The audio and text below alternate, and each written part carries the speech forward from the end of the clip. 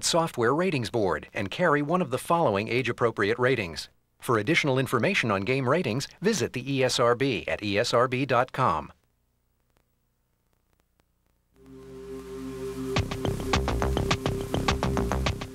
Want some great entertainment this holiday? Head on down to Toys R Us. While you're there, you can check out the great new games coming from Nintendo. The Legend of Zelda, Majora's Mask for the N64 is coming October 26th. Some consider it a sequel to the greatest video game ever. Others claim that it's much better than the original. Let's talk with the experts at Nintendo. Well, being a sequel to the best video game of all time wouldn't be a bad thing within itself. But at the same time, The Legend of Zelda, Majora's Mask is much more than a sequel. In fact, you could label it as a sequel, but then you have to take everything you know about sequels and throw it out the window.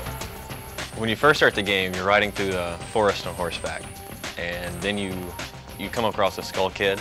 Your horse rears up, and you fall off. And when you're knocked out, the kid actually comes up and takes your ocarina, and he also steals your horse, and that's kind of what starts it off. You got 72 hours to save the Earth. Link has to unravel the mystery of Majora's Mask within 72 hours, or else the moon will crash, turn into a Goron. You actually see him go through a transformation, and then he's a Goron, and you're able to do things you weren't normally able to do. You turn into a rolling Goron, and that's the only way to cross some parts of the game. If you get a Zora mask, instead of just kind of swimming on top of the water, you can actually put the Zora mask on, and you have the ability to walk underwater.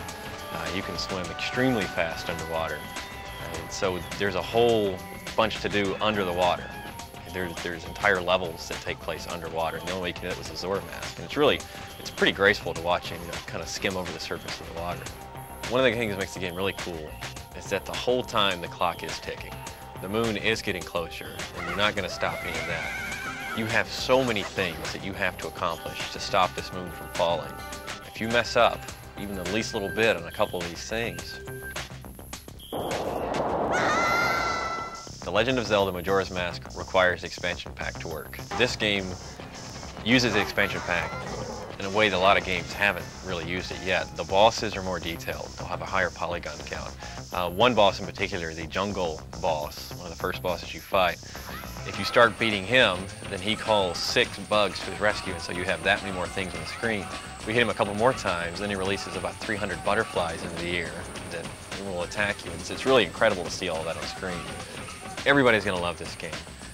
Miyamoto is known for redefining with a $10 deposit, and you'll be guaranteed to get a collector's edition gold cartridge with this unique 3D label. If you reserve your copy prior to October 25th, you'll also get $10 off this Toys R Us exclusive gold controller, regularly priced at $29.99, now just $19.99 with this offer. Think that's it? Think again. Check out the sequel to the platinum bestseller Banjo-Kazooie. It's Banjo-Tooie for the N64, coming November 21st. It's an extension of an already great game. First off, you're given all of the old moves that you had before, and being Banjo-Tooie, there's going to be more moves, larger environments, better graphics. One of the coolest new team moves they have is a level where Banjo whips her out like a shotgun, and it goes immediately into first-person view, and that's how you do the entire level. In the first game, you could shoot blue eggs. In Tooie, you have all these different color eggs. The humor is definitely carrying over from the first game.